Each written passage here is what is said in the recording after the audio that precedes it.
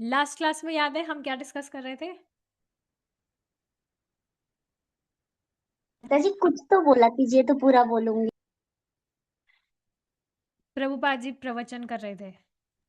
हाँ, वो बहुत ज्यादा फिलॉसफी बात करने लगे तो फिर बोले अब रहने देते हैं अभी के लिए। हम्म।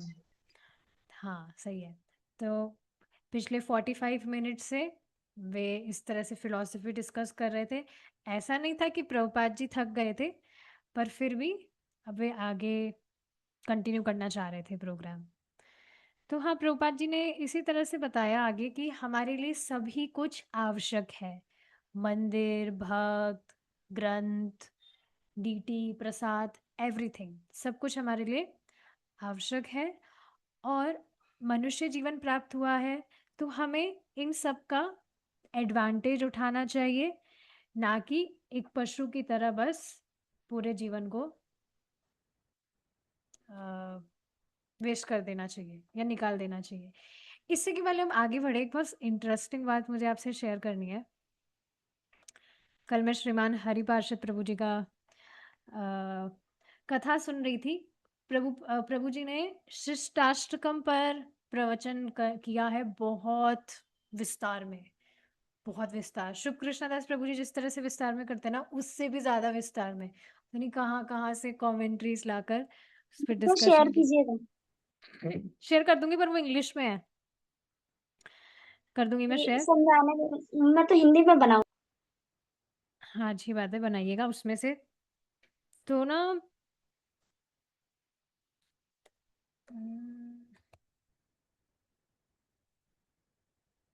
देखिए क्या क्या बताई गई थी बातें, मैं बताती हूँ एक बार।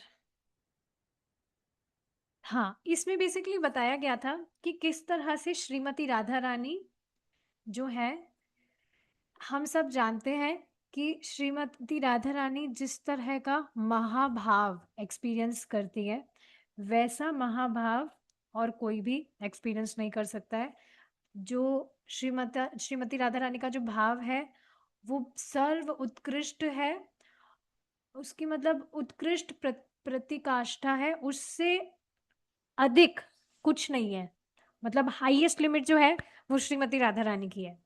तो चैतन्य महाप्रभु क्योंकि श्रीमती राधा रानी के भाव में आए हैं, तो जिस तरह का अनुभव श्रीमती राधा रानी अनुभव कर रही थी, तो चैतन्य महाप्रभु भी उसको एक्सपीरियंस कर रहे थे क्योंकि वे राधा रानी के भाव में हैं।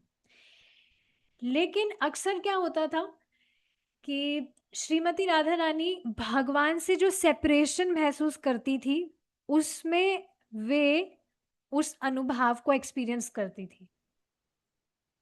तो सेपरेशन मतलब ये एक तरह का नेगेटिव नेगेटिव नहीं है, क्योंकि स्पिरिचुअल वर्ल्ड में कुछ भी नेगेटिव नहीं होता है।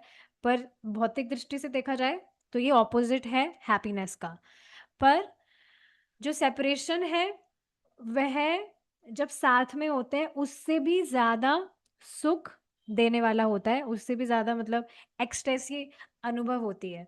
तो चैतन्य महाप्रभु जो श्रीमती राधा रानी के भाव में है, वे पूरे ब्रह्मांड को देखकर इस अनुभव का एक्सपीरियंस कर रहे हैं कि कलयुग में जीवों की क्या दशा है, और किस तरह से जो जीव है वे अंधकार में है।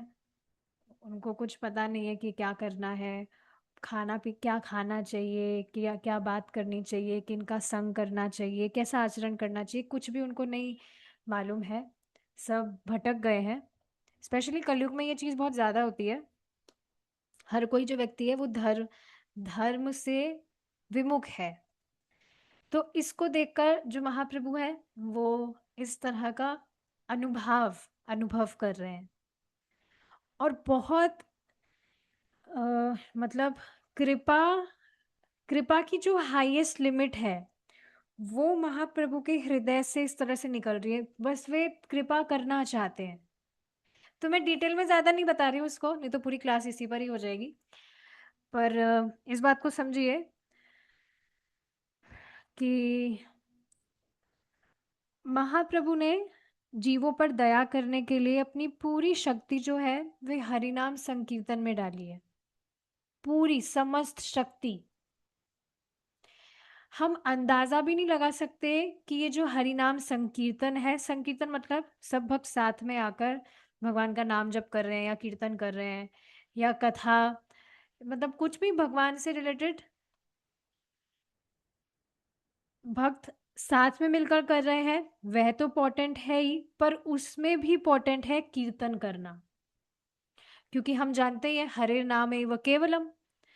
तो हाँ, इस तरह से महाप्रभु ने जीवों पर दया करने के लिए इस हरि नाम संकीर्तन को बहुत पोटेंट बनाया। कोई भी व्यक्ति अनजाने में भी इसके संपर्क में आएगा, उसका उद्धार होगा ही होगा।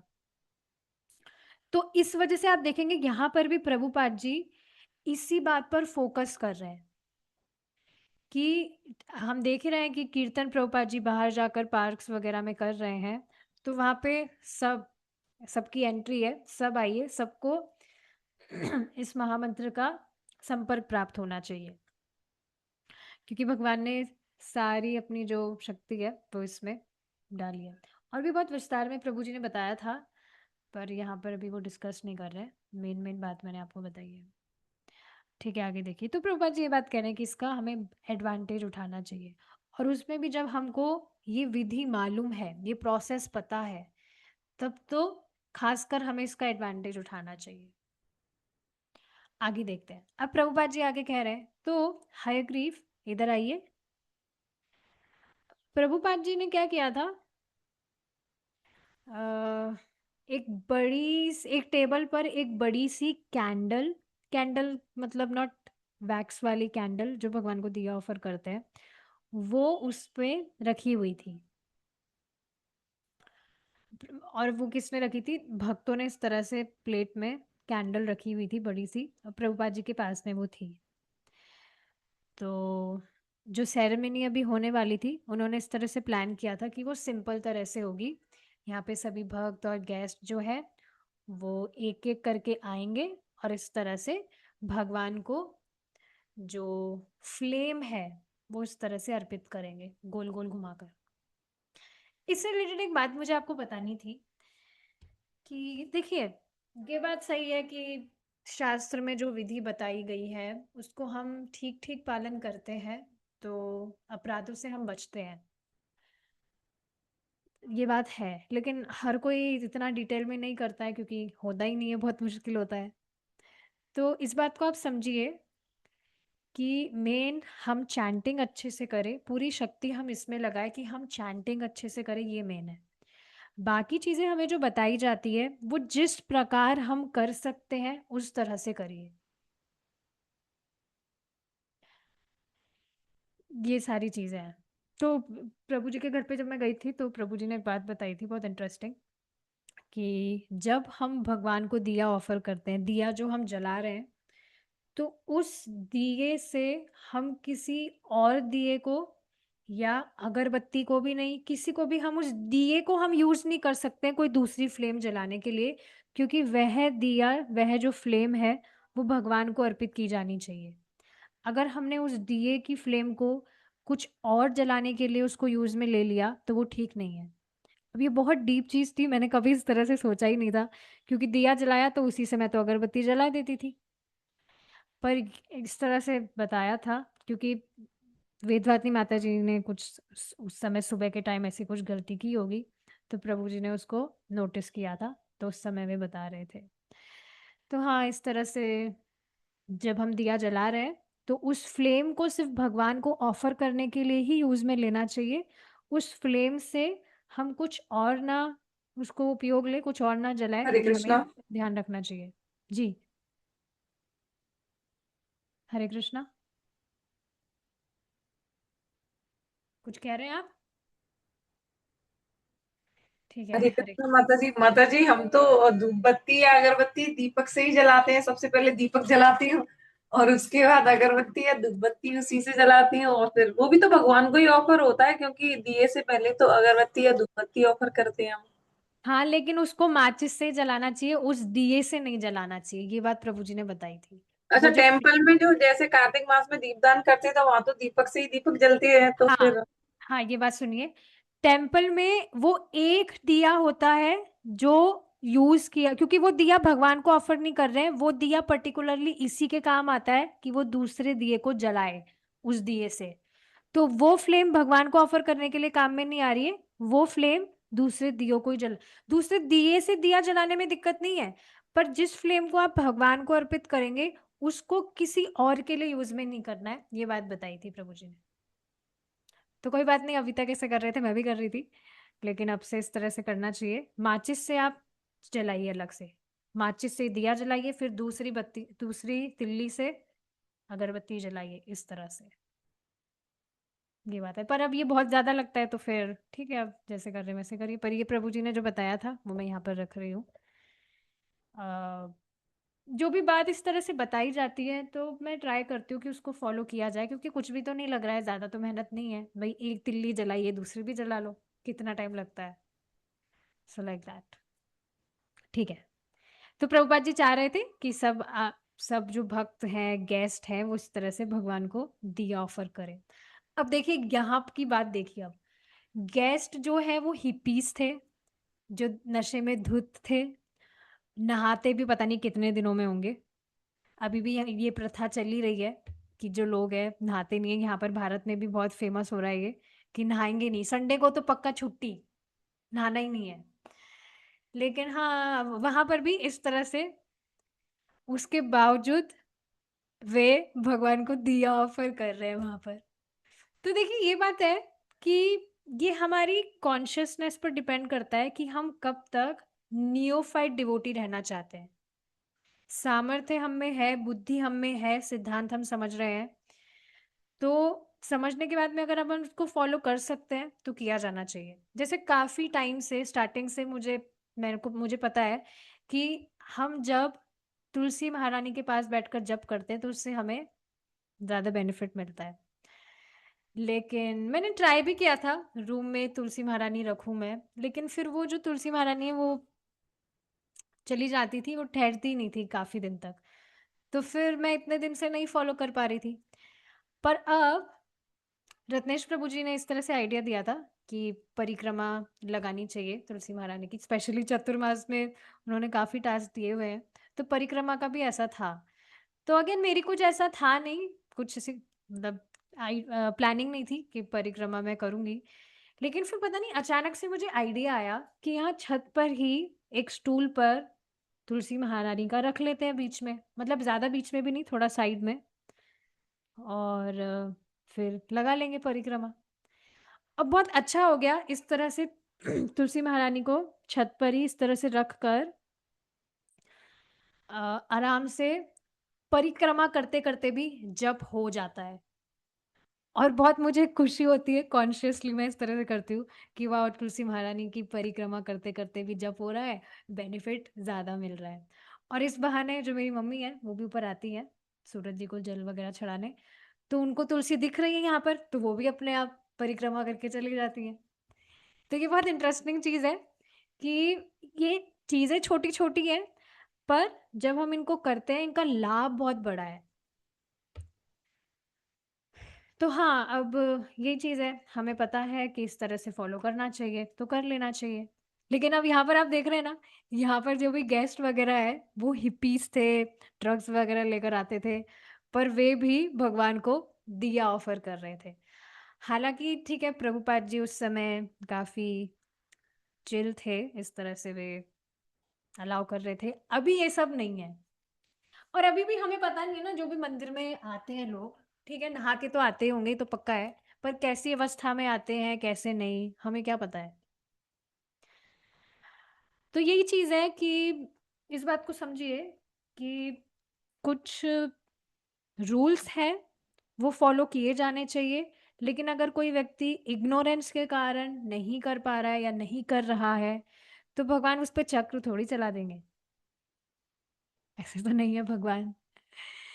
तो ये सारी चीजें हैं। और जगन्नाथ भगवान के विषय में तो हमने वैसे ही देखा था कि भगवान कितने दयालु है, उनकी आराधना के लिए ज्यादा कुछ रूल्स नहीं होते जैसे कि भगवान राधा कृष्ण के लिए होते हैं, और भगवान गौरा निताई के लिए भी ऐसे ही है, वे अपराध नहीं लेते हैं।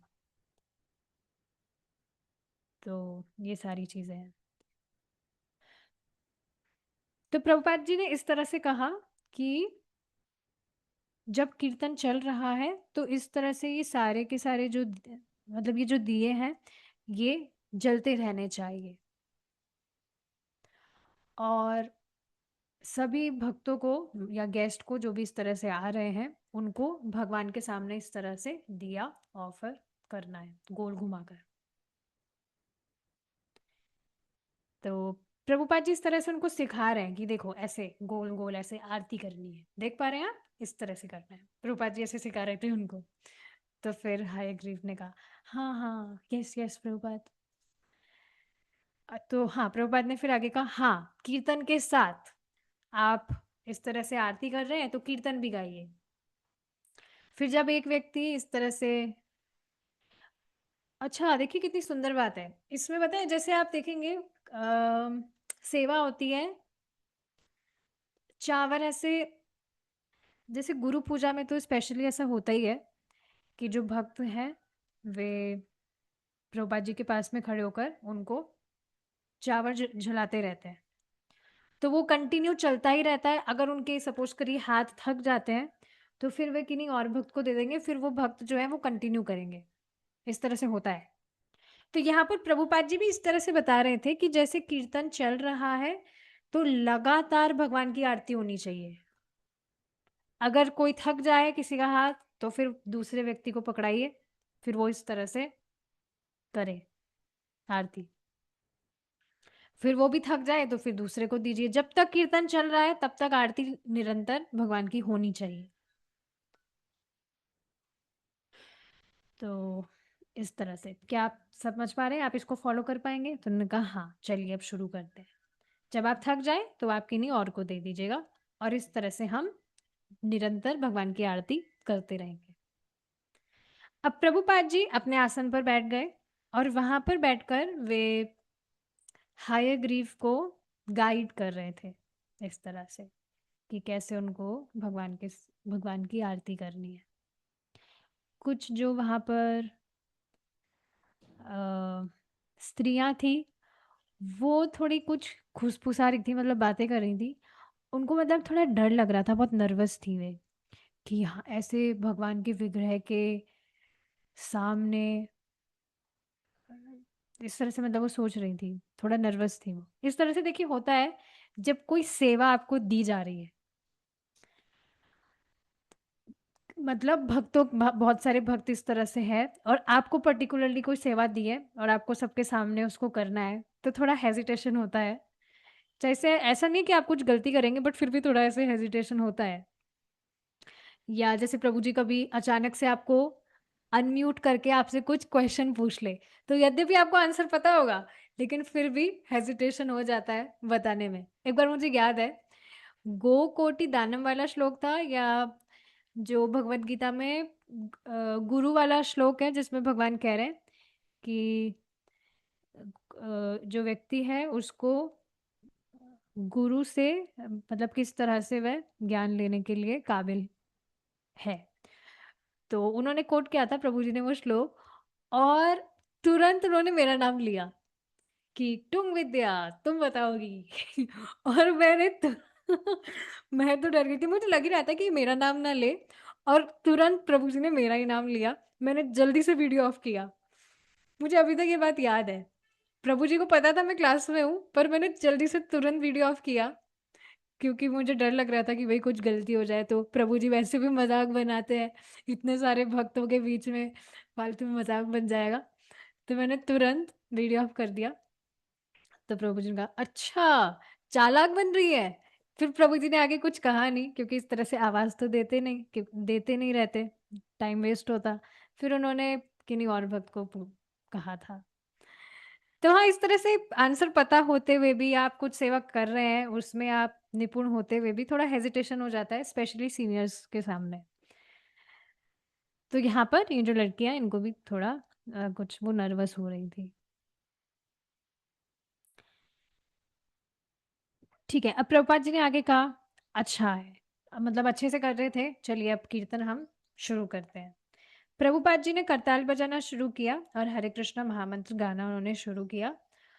और जो पॉपुलर मेलोडी थी। मैंने देखी एक बार इसका वीडियो ग्रुप में भेजा भी था, अगर आपने देखा हो तो। उसमें Prabhupada ji Tompkins square park में कीर्तन कर रहे थे, उसका वीडियो है।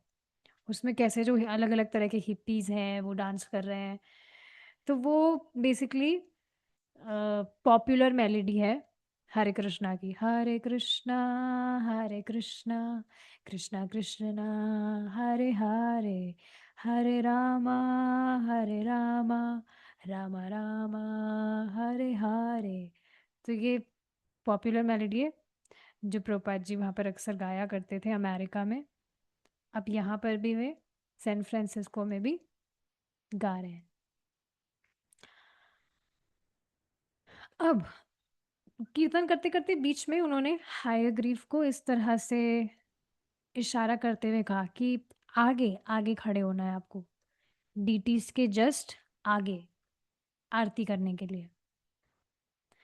फिर जब इस तरह से कीर्तन शुरू हुआ तो सब जो गेस्ट वहां पर आए थे और जो भी भक्त थे वो अपनी जो खड़े हुए, ऊपर हाथ ऊपर उठाए और नृत्य करने लगे। तो इस तरह से सब जो स्वामी स्टेप होता है उसमें सब डांस कर रहे थे। प्रभुपाद जी ने सबको सिखाया हुआ ही था, एटलीस्ट भक्तों को, तो सब उनको फॉलो कर रहे थे। ऐसा देखिए होता है सुबह मंगला आरती में, जैसे इस्कॉन वृंदावन में तो थोड़ा बहुत सारे भक्त होते हैं तो इतना स्पेस नहीं हो पाता है। लेकिन आप कहीं कहीं पर गए हैं, जैसे रिट्रीट में मैं गई थी तो वहाँ पर सुबह के टाइम इतने भक्त तो नहीं होते कि जगह ही ना हो, बहुत बड़ा हॉल है। तो सुबह आरती हो रही है तो बाद में जब कीर्तन होता है तो दो तीन भक्त भी इस तरह से डांस कर रहे हैं, तो सब उन्हीं को फॉलो करते हैं। सब एक साथ आगे जाते हैं, सब एक साथ पीछे जाते हैं, सब एक साथ आगे जाते हैं, सब एक साथ पीछे जाते हैं, इस तरह से। तो सब इस तरह से यहाँ पर कर रहे थे और डीटीज के सामने इस तरह से कर रहे थे कीर्तन गाते गाते। और जब इस तरह से कीर्तन चल रहा था तो भगवान के जो विग्रह हैं, भगवान जगन्नाथ, माता सुभद्रा और भगवान बलराम जी के जो विग्रह हैं उन पर इस तरह से अलग अलग तरह की लाइट्स फ्लैश हो रही थी। कभी ब्लू, कभी रेड, कभी येलो, इस तरह से डीटीज पर लाइट फ्लैश हो रही थी। तो हाँ, प्रभुपाद जी मुकुंद जिन्होंने इस तरह से लाइट्स अरेंज की थी, वे प्रभुपाद जी को देखकर इस तरह से मुस्कुरा रहे थे, ये सोचकर कि प्रभुपाद जी को ये अच्छा लगा होगा इस तरह से जो मैंने लाइट्स वगैरह अरेंज की है। तो प्रभुपाद जी ने भी फिर इस तरह से गर्दन हिलाई और फिर उन्होंने थोड़ा उच्च स्वर में वे महामंत्र गाने लगे। अब जो नए या बहुत जो यंग हिपीज थे 18-19 साल के, वो बहुत ही ज़्यादा उत्साहित हुआ करते थे कीर्तन के समय, इस तरह से ज़ोर से गाने में, नृत्य करने में। और उनको बहुत अच्छा लगता था, वो चाहते थे कि लंबे समय तक ये कीर्तन चले। तो कीर्तन कम से कम 1 घंटे तक तो चलता ही था।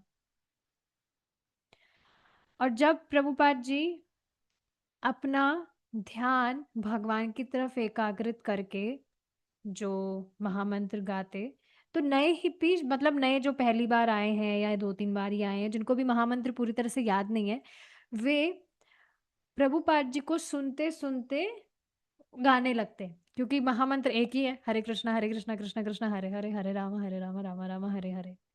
आप देखिए कि कई लोगों को आप महामंत्र चैंटिंग करने के लिए कहेंगे तो उनको महामंत्र याद नहीं होता है काफी समय तक। एक माता जी हैं, उनका नाम नहीं रख रही मैं, कम से कम 6 महीने से तो वो कर रही होंगी चैंटिंग, पर उनको अभी तक पंच तत्व मंत्र याद नहीं हुआ। और ऐसा नहीं है वो डेली बोलती नहीं है, हर 1 महीने बाद में, मैंने उनको फोटो शेयर किया था पंच तत्व मंत्र का, तो हर 1 महीने बाद में वो पिन जो होता है, पिन हम करते हैं चैट में कोई फोटो, तो वो अनपिन हो जाता है। हर महीने मेरे को मैसेज करके बोलती है प्लीज इसको पिन कर दीजिए, जबकि वो खुद भी करती सकती है, बट फिर भी वो कहती है पिन कर दीजिए। तो मैंने उनसे पूछा था आपको अभी तक याद नहीं हुआ पंच तत्व मंत्र? बोली नहीं अभी तक तो नहीं हुआ। तो पता नहीं ऐसा कैसे हो सकता है, बट एनीवेज, तो ये सारी चीजें हैं। प्रभुपाद जी जो भी इस तरह से गा रहे थे, तो प्रभुपाद जी के शब्दों को इस तरह से पकड़ कर वे भी गाने लगते थे। और वे समझ समझ रहे थे कि प्रभुपाद जी जो है वे भगवान के विग्रह की तरफ देख रहे हैं। फिर प्रभुपाद जी ने इस तरह से कहा, ये कृष्ण है। अब हियर इज कृष्णा, इस तरह से प्रभुपाद जी ने कहा, तो बाकी जो लोग थे वो इस तरह से समझ नहीं पाए कि प्रभुपाद जी ये क्या कह रहे हैं, क्या ये भी कोई चैंटिंग है क्या, इस तरह से कुछ गाना है क्या। फिर बाद में उन्होंने सोचा कि मतलब ये हरे कृष्णा की तरह ही कुछ है। तो प्रभुपाद जी जब इस तरह से चैंटिंग कर रहे थे, भगवान की तरफ देख रहे थे, सो ही वॉज ग्रिनिंग। ग्रिनिंग का मतलब होता है स्माइल करना, एक अलग ही स्माइल चेहरे पर आती है। अ, उसको बोलते हैं ग्रिनिंग स्माइल। तो हाँ, इस तरह से वे मुस्कुरा रहे थे। और भगवान के जो विग्रह हैं, भगवान की बड़ी बड़ी आंखें हैं, किस तरह से फ्लावर्स वगैरह से सजाया हुआ है भगवान को, और अगरबत्ती वगैरह इंसेंस वगैरह जलाया हुआ है। तो सब कुछ बहुत अच्छा लग रहा था इस तरह से। और प्रभुपाद जी को बहुत इस तरह से खुशी हो रही थी कि एक के बाद एक सभी जो भक्त हैं या व्यक्ति हैं, वे भगवान को दिया ऑफर कर रहे थे। तो ये बहुत ही आसान प्रोसीजर है। इस बात को समझिए, अगर आप ज़्यादा कुछ भी भगवान का नहीं कर पाते हैं, भगवान को दिया तो डेली ऑफर किया ही जाना चाहिए। जैसे हाँ, ज़्यादा भी अगर आप कुछ नहीं कर पाते हैं तो भगवान को दिया तो ऑफर करना ही चाहिए डेली। ये सारी चीज़ें, अगर आपके पास में डीटी नहीं है तो फोटो में भगवान को दिया ऑफर किया जाना चाहिए। तो ये बहुत ही आसान सा प्रोसीजर था भगवान का इस तरह से जो विग्रह वहाँ पर स्थापित हुआ था। हालांकि जो भारत में बड़े मंदिर हैं, उसमें जो भगवान के विग्रहों की जब स्थापना होती है तो वो थोड़ा कॉम्प्लेक्स होता है। उसके लिए थोड़े बहुत सारी मतलब चीज़ें करनी होती है और बहुत दिन चाहिए होते हैं। अ, इस तरह से मतलब बहुत दिनों तक प्रोग्राम चलता है, और जो पंडित होते हैं पूजा करने वाले, उनको हायर करना होता है, उनको बहुत बहुत लक्ष्मी देनी होती है। तो इस तरह से भारत में जब होता है बड़े मंदिरों में इस तरह से जब स्थापना होती है तो ये कॉम्प्लेक्स प्रोसेस होता है। लेकिन यहाँ पर फ्रांसिस्को में यहाँ पर तो कोई ब्राह्मण पुजारी था ही नहीं जिसको बुलाया जाए या उसको कुछ लक्ष्मी दी जाए। तो यहाँ पर तो ये सारी चीज़ें एग्जैक्टली फॉलो करना पॉसिबल ही नहीं था। तो ये सारी चीज़ें हैं। अब जो हिंदू नहीं है, यहाँ पर इस तरह से लिखा है, जो हिंदू नहीं है उनके लिए भगवान जगन्नाथ को हैंडल करना और उनकी इस तरह से पूजा करना, वो भारत में ठीक नहीं माना जाता है। ये बात आप जान ही रहे कि एक बार ऐसा हुआ था, प्रभुपाद जी जगन्नाथपुरी अपने शिष्यों के साथ में जा रहे थे, तो उनको एंट्री नहीं मिली थी मंदिर में दर्शन करने के लिए। तो इसका कारण भी बेसिकली बताया था एक भक्त ने कि इस तरह से पता नहीं कुछ न्यूज़ आई थी या क्या आई थी, या पता नहीं शास्त्रों में ऐसा है कि जो फॉरेनर्स हैं उनके द्वारा भगवान जगन्नाथ को चुरा लिया जाएगा किसी दिन आने वाले समय में। पूर्व अब शास्त्र में ऐसा लिखा हुआ है कि कुछ वक्त बाद कलयुग में रूस से बाहरी आएंगे, पर वो भी रूस से होंगे और चुरा के लेके चले जाएंगे जगन्नाथ जी को। इसीलिए वो लोग इतने कॉन्शियस रहते हैं कि नहीं, नो एंट्री, किसी को हम जाने ही नहीं देंगे। हम्म, और जगन्नाथपुरी में जो भी भक्त हैं उनके भगवान जगन्नाथ तो एकदम प्राणनाथ है, प्राणों से भी प्रिय है। तो इस वजह से वे इस तरह का प्रतिबंध वहाँ पर लगाए हुए हैं कि कोई भी बाहर के लोग नहीं आने चाहिए भाई यहाँ पर क्योंकि उनको डर है कि चोरी वोरी ना हो जाए। ये बात तो है ही। भाई आपको जैसे पता है आपके घर में वस्तुएं हैं और कोई व्यक्ति चोर है, जैसे वो चोर भी ना हो पर किसी ने उसके ऊपर टैग लगाया हुआ है कि ये तो भाई सही इंसान नहीं है, इससे बचकर रहना। जैसे मुझे याद है, बतानी नहीं चाहिए बात, लेकिन ना हमारे रिश्तेदार में एक कोई लड़का था, उसकी आदत थी कि वो घर, किसी के भी घर पे जाता था ना कुछ वहां से साफ कर लेता था वो। इतना कुछ बड़ा भी नहीं था वो, काफी सालों पहले की बात बता रही हूँ मैं। किसी के भी घर पे जाता था तो उसको कुछ भी अच्छा लगा, पार कर लेता था वो। तो अब क्योंकि उसकी इस तरह से आदत जो थी, ये इस तरह से उसकी फैली हुई थी कि वो ऐसे हरकतें करता है, तो वो घर पे आता था, हमारे घर पे भी जब वो आता था ना, तो हम सतर्क रहते थे कि भाई इस पर ध्यान रखना है ये कुछ पार करके ना ले जाए। जैसे वो उस इंटेंशन से आया भी ना हो, पर मुझे पता है, जैसे मम्मी कभी घर पे नहीं होती थी और वो आता था, तो मम्मी मेरे को फ़ोन करके बोलती थी कि बेटा उसका ध्यान रखना, उसकी आदतें ठीक नहीं है, वो कुछ भी उठा कर ले जाता है। तो ये सारी चीज़ें हैं। तो हाँ, फिर आप बिल्कुल सतर्क रहेंगे। अगर आप ज़्यादा ही स्ट्रिक्ट रहे तो आप उस व्यक्ति को एंट्री नहीं देंगे। तो ऐसा ही कुछ यहाँ पर है। तो हाँ, प्रभुपाद जी ने यही बात बताई है कि जो हिंदू नहीं है, उनके लिए भगवान जगन्नाथ को हैंडल करना या उनकी इस तरह से आराधना करना, वो जो कास्ट कॉन्शियस ब्राह्मण है भारत में, उनके लिए वे अलाउड नहीं है, उसको वो ठीक नहीं समझते हैं। तो प्रभुपाद के अलावा कोई भी व्यक्ति जो यहाँ पर प्रभुपाद जी के साथ में है, वे भगवान जगन्नाथ जी का जो मंदिर है जगन्नाथपुरी में, उसकी एंट्री वहाँ पर पॉसिबल ही नहीं थी। जो वाइट मैन है, अंग्रेज लोग क्या बोलते हैं उनको, गोरे बोलते हैं गोरे लोग जो है, उन वेस्टर्नर, वो जगन्नाथ को देखना उनके लिए, उनको अलाउ ही नहीं था कि वे भगवान जगन्नाथ के दर्शन भी करें। लेकिन देखिए, एक बात यहाँ बताई जा रही है, except once a year as he rode in his car during, सिर्फ वर्ष में एक बार अलाउ है, वर्ष में एक बार कोई भी वहां पर जा सकता है, वो भी रथ यात्रा के समय। तो इस पर मैं भी मतलब इस पर मैं विचार तो कर रही थी, क्योंकि कुछ भक्त अभी जो पाश्चात्य देश से हैं, वे अभी रथ यात्रा के फेस्टिवल में ही गए थे जगन्नाथपुरी। तो मैं सोच रही थी भाई वहां पर तो अलाउ नहीं है, पर ये क्या है। अब यहाँ से आंसर मिल रहा है कि सिर्फ रथ यात्रा फेस्टिवल पर अलाउ है जाना, उसके अलावा वे कभी नहीं जा सकते। लेकिन यहाँ पर बेसिकली बताया जा रहा है कि ये जो रेस्ट्रिक्शंस है, ये सोशल कस्टम्स है, शास्त्र का इस पर कोई आधार नहीं है। श्रीला भक्तिसिद्धांत सरस्वती ठाकुर जी ने स्वयं ने इस तरह से भगवान की डीटी वर्शिप कैसे करनी चाहिए,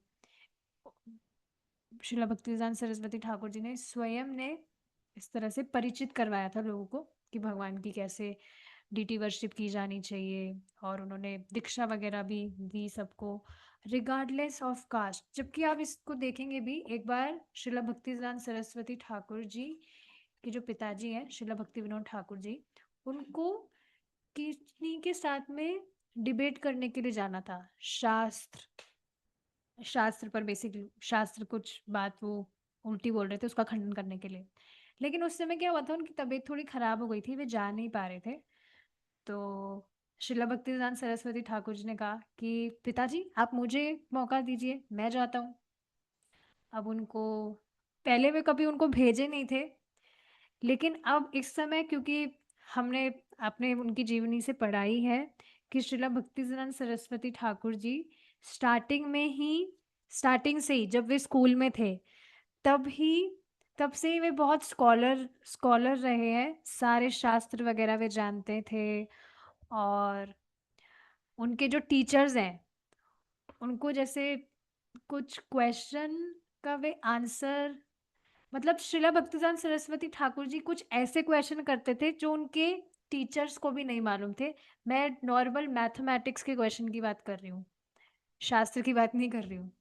तो आप सोच लीजिए शास्त्र में कितने ज़्यादा स्कॉलर थे श्रीला भक्तिसिद्धांत सरस्वती ठाकुर जी। तो हाँ, श्रीला भक्ति विनोद ठाकुर जी ने इस तरह से सोचा कि बच्चा इंटेलिजेंट है ये, तो भेज देते हैं, कोई दिक्कत नहीं है। तो वहां पर उन्होंने इसी बात का खंडन किया था। जो लोग थे वे इस तरह से तर्क कर रहे थे कि जो सिर्फ ब्राह्मण परिवार में जन्म लिए हैं वही ब्राह्मण है, और किसी को भी इस तरह से, मतलब जो नीची कास्ट के लोग हैं या दूसरी कास्ट के लोग हैं, उनको ये सारे राइट्स नहीं होने चाहिए कि वे भगवान की सेवा करें या उनको दीक्षा वगैरह प्राप्त हो। तो इस सब का खंडन शिला भक्तिदान सरस्वती ठाकुर जी ने किया था, है ना। सबको उन्होंने, चाहे से कोई किसी का भी कास्ट का हो, किसी भी नेशनैलिटी का हो, जो भी मतलब भक्ति करने के लिए इच्छुक था, उन सबको शिला भक्तिदान सरस्वती ठाकुर जी ने दीक्षित भी किया था, दीक्षा दी थी उन्हें। तो शिला भक्ति विनोद ठाकुर जी जो उनके पिताजी हैं, वे इस तरह से, उनका आप जॉब जान ही रहे। तो जब अंग्रेज लोग भी उनके साथ में इस तरह से मिलते थे, तो काफी टाइम तक जब वे उनके साथ रहते थे, तो वहां पर भी वो चैंटिंग करते थे अपने भाइयों के साथ। भाई मतलब अपने इंडियन ब्रदर्स, मतलब कि जो भारतीय लोग हैं उनके साथ। यहाँ पर प्रभुपाद जी भी वेस्ट में आए, अ, अपने गुरु महाराज की इच्छा को पूरा करने, उनकी जो डिजायर थी, और उनकी जो डिजायर थी वो उनके पिताजी की भी डिजायर थी कि कि बाहर पाश्चात्य देशों में भी लोग वैष्णव बने, भगवान के भक्त बने। तो हाँ, अब यहाँ पर वेस्टर्नर्स जो पाश्चात्य लोग हैं, अगर वे सच में डिवोटी बनने थे, तो फिर उनको भगवान की डीटी वर्शिप करने का भी राइट होना चाहिए, क्योंकि अब वे भक्त हैं, भगवान की इस तरह से भगवान का नाम जप कर रहे हैं और सब कुछ कर रहे हैं। तो ये चीजें हैं।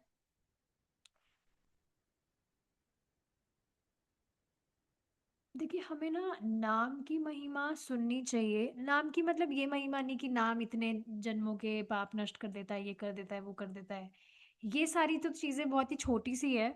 पर किस तरह से कोई भी व्यक्ति भगवान का नाम जप कर रहा है, हम बिल्कुल एस्टिमेट नहीं कर सकते हैं कि उसका कितना बड़ा भाग्य है।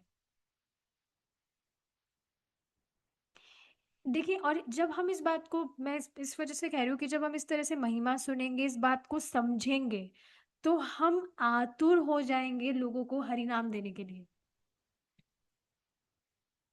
तो ये बहुत ज्यादा इम्पोर्टेंट है कि हम नाम के विषय में सुने, नाम की महिमा के विषय में सुने। और जैसे हरि नाम चिंतामणि जो पुस्तक है श्रीला भक्ति विनोद ठाकुर जी के द्वारा, उसको भी पढ़ना चाहिए या लेक्चर सुन सकते हैं उस पर। उसमें सारी चीजें बताई गई है भगवान के नाम के विषय में, और भी बहुत सारे इस तरह से ग्रंथ है। शिष्टाष्टकम, अगर आप इंग्लिश जानते हैं तो प्लीज श्रीमान हरिपार्षद प्रभु जी का जो सीरीज है उसको सुनिए आप, चाहे इसे काम करते करते ही सुनिए, काफी सारी चीजें दिमाग में जाएगी। उसमें बेसिकली नाम को बताया गया है कि कितना ज्यादा इम्पोर्टेंट है नाम भगवान का। तो हाँ, इस तरह से जब हम समझेंगे तो हम आतुर हो जाएंगे लोगों को नाम देने के लिए। अभी पता है मैं क्या कर रही हूँ इन दिनों? जैसे एक टास्क है हरि नाम लेखन, हरि नाम लेखन नहीं, नाम लेखन, भगवान का नाम लिखना है हमें, प्रभु जी ने दिया टास्क। तो मैं क्या कर रही हूँ, मैं इस तरह से छोटे छोटे जो कार्डबोर्ड पीसेस है उस पे मैं महामंत्र लिख रही हूँ, और पीछे पंचतत्व मंत्र लिख रही हूँ। तो इस तरह से जब मैं फूल वगैरह लेने जाती हूँ, कोई भी बच्चा वगैरह दिखा, तो क्या उसको इस तरह से पकड़ाया नहीं जा सकता कि बेटा, कि मैं तुमको एक बहुत कमाल की चीज दे रही हूँ, मैंने इसे सोचा भी किया नहीं, but I will do it, इस वजह से मैं लिख रही हूँ ये। डेली का मैं एक महामंत्र लिख रही हूँ क्योंकि वो भी अच्छा है कुछ ना करने से। तो इस तरह से जैसे मैं फूल वगैरह लेने जाऊंगी, तो कोई दिखेगा तो उसको इस तरह से पकड़ाया जा सकता है, उस समय उससे बुलवाया जा सकता है, कोई मना नहीं करेगा। और फिर उस जैसे बच्चे जो होते हैं वो बहुत अच्छे होते हैं, वो मान जाएंगे बात। उनको इस तरह से 11 बार या 16 बार महामंत्र करने की प्रेरणा दी जा सकती है कि नहीं? देखिए, हमें किसी ने बताया ही नहीं था, इस वजह से हमें पता भी नहीं था। नहीं तो स्कूल के जो बच्चे होते हैं उनको बताया जाए तो मान लेते बात, कुछ गलत बात थोड़ी है इसके अंदर। तो हाँ, मैंने इस तरह से सोचा है, मैं लिख रही हूँ डेली एक, और इस तरह से किसी को पकड़ाकर उस समय बुलवाया जा सकता है और उसको कहा जा सकता है कि बेटा ये बहुत ही, भगवान तुम्हारा बहुत साथ देंगे, ये बहुत जादुई मंत्र है, अपने घर वालों को भी बता सकते हो। सुबह स्कूल जाने से पहले डेली 11 बार इसको करके जाया करो, बहुत अच्छा दिन जाएगा, पढ़ाई में भी बहुत दिमाग लगाएगा लगेगा। इस तरह से बताया जा सकता है कि नहीं? तो ये इस तरह से दिमाग में मेरे आया था आइडिया। लेट्स सी, इसको मैं करूँगी, बहुत मैं एंथुजियास्टिक हूँ इसको करने के लिए। तो हाँ, इस तरह से बेसिकली दिया जाना चाहिए, बहुत इम्पोर्टेंट है ये। तो प्रभुपाद जी बहुत ज़्यादा कॉन्फिडेंट थे कि उनके गुरु महाराज ने जो उनको शिक्षा दी है, जो डायरेक्शन उनको प्राप्त हुआ है, और शास्त्रों में बहुत ज़्यादा कॉन्फिडेंस था प्रभुपाद जी का। प्रभुपाद जी का भगवान जगन्नाथ पर बहुत श्रद्धा थी, बहुत विश्वास था कि वे पतितों का, स्पेशली पतितों का उद्धार करने वाले हैं। तो इस तरह से वे भगवान जगन्नाथ जो जगत के नाथ हैं, उनसे इस तरह से प्रार्थना कर रहे थे कि he prayed that Lord of Universe would not be offended by his reception at New Jagannath Puri. हाँ, वो इस तरह से प्रार्थना कर रहे थे कि भगवान उनसे इस तरह से नाराज नहीं होंगे जगन्नाथपुरी में जो भी हुआ। पता नहीं, मुझे समझ नहीं आया क्या बात हो रही है। He prayed that the lord of universe would not be offended by his reception at new Jagannathpuri. अच्छा, न्यू जगन्नाथपुरी, ठीक है। यहाँ पर प्रभुपाद जी ने जो इस तरह से भगवान जगन्नाथ की स्थापना की है, उनके विग्रह की, तो वो इस तरह से प्रार्थना कर रहे थे कि भगवान नाराज ना होकर इस तरह से कृपा करेंगे। यहाँ पर ये जो भी पतित लोग हैं, इस तरह से बेचारे फंसे हुए हैं यहाँ पर, बिल्कुल अपने आप को भूले हुए हैं, तो इस तरह से वे भगवान से प्रार्थना कर रहे थे। ठीक है, अब आगे का जो क्लास है वो हम नेक्स्ट क्लास में कंटिन्यू करेंगे, भगवान ने चाहा तो। यहाँ पर रुकेंगे अब हम। शिला प्रभुपाद की जय। भगवान जगन्नाथ, माता सुभद्रा और भगवान बलदेव जी की जय। हरे कृष्णा।